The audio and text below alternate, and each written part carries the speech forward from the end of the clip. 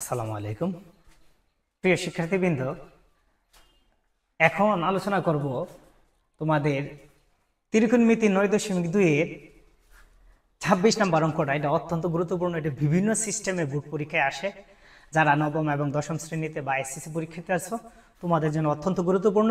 Board কোশ্চেনের মধ্যে দেখবে এই অঙ্কটা অনেকবার আসছে, কিন্তু বিভিন্ন রং ধরে বিভিন্ন সিস্টেমে বিভিন্ন পদ্ধতিতে আসছে।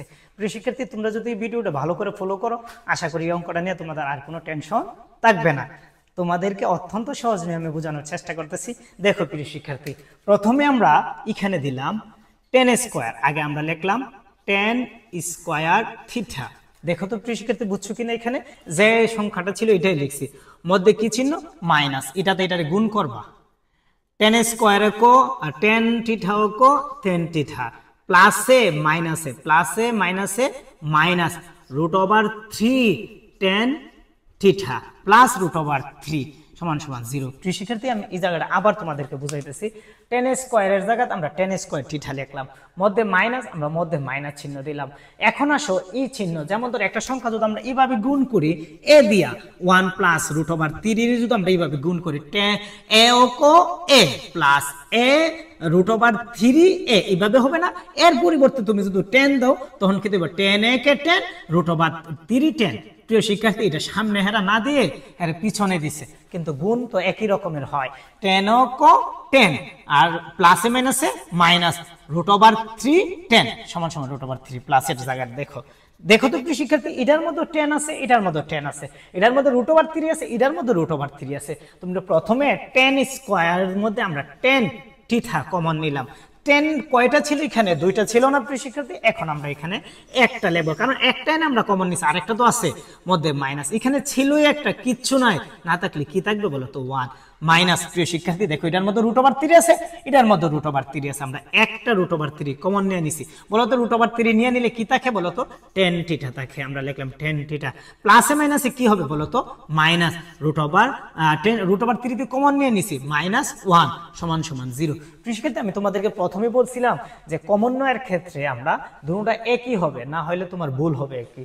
দুটোটার মধ্যে 10 ছিল, আমরা 10 কমন নিয়েছি, দুইটা 10 থেকে একটা 10 বসাইছি, একটা 10 কমন নিয়েছি, কি থাকে বলো তো? 1। দুটোটার মধ্যে √3 আছে, আমরা √3 কমন নিয়েছি, তাই 10 থিটা -1। প্রিয় শিক্ষার্থী, এখন দেখো এখানে দুইটা মিলছে না, দুইটা থেকে একটা কমন নাও, কি থাকে বলো তো?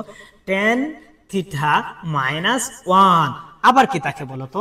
10 থিটা -√3 সমান সমান 0। দেখো তো প্রিয় শিক্ষার্থী, বুঝছো কিনা? প্রিয় শিক্ষার্থী, আমরা এই দুইটা মিলছে, দুইটা থেকে একটা কমন নিছি, আর এই দুইটা বাকি ছিল, এই দুইটা মিলে একটা নিছি। দেখো তো প্রিয় শিক্ষার্থী, এখন বুঝছো কিনা? এখন এখানে দুইটা সংখ্যা 0 একটা, আমরা এটা হয় অথবা করব। এখন লিখবো হয়। কি হয় বলো তো? 10 থিটা -1 সমান সমান 0, অথবা কি আছে বলো তো? এটা কি হবে? 10 থিটা -√3 সমান সমান 0। এখন আসো আমরা কি করি দেখো। 10 থিটার জায়গা 10 থিটা লিখলাম, এই -1 ওই সাইডে গেছে, কি হয়েছে বলো তো? প্লাস। প্রিয় শিক্ষার্থী, আমি তোমাদেরকে প্রথমেই বলছিলাম, তোমরা যদি 9.1 এর অঙ্ক ভালো করে বুঝতে চাও, তোমাকে সূত্র শিখতে হবে।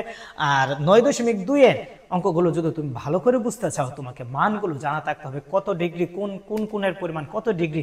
যদি জানো, এই অঙ্কগুলো অনেক সহজ লাগবে প্রিয় শিক্ষার্থী। এখন দেখো, আমরা 10 থিটার জায়গাতে আমরা 10 থিটা লিখলাম। 10 কত ডিগ্রির মান? 1। প্রিয় শিক্ষার্থী, 10 45 ডিগ্রির মান 1। 10 45 ডিগ্রি, 45 10 10 কারা বলো তো? কি থাকে? থিটা সমান সমান 45 ডিগ্রি। আশা করি তোমরা মনে হয় বুঝছো। প্রিয় শিক্ষার্থী, এখন আসো 10 থিটার জায়গাতে আমরা 10 থিটা লিখলাম, এই মাইনাসের √3 ওই সাইডে দিলে কি হবে বলো তো?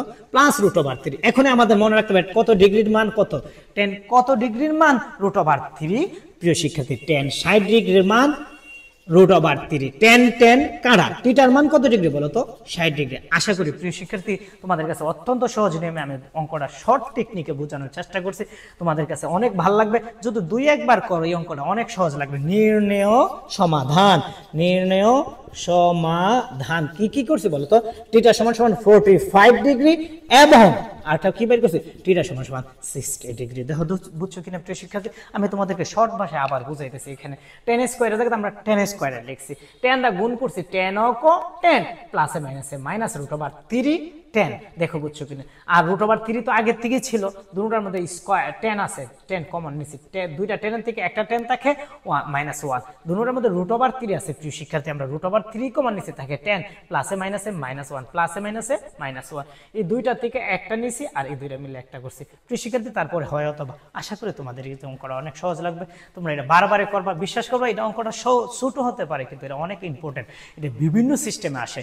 আশা করি তোমাদের অনেক উপকার হবে। প্রিয় শিক্ষার্থী ভিডিওগুলো দেখে যদি তোমাদের কোনো উপকার হয় তাহলে আমার চ্যানেলটা সাবস্ক্রাইব করে পাশে থাকবা, আমরা সাপোর্ট করবা ইনশাল্লাহ। সাপোর্টের করলে আমরা উৎসাহ পাবো তোমাদেরকে নতুন নতুন নিয়মে নতুন নতুন টেকনিকে শর্ট সিস্টেমে অঙ্কগুলো করানোর চেষ্টা করবো। ধন্যবাদ প্রিয় শিক্ষার্থী।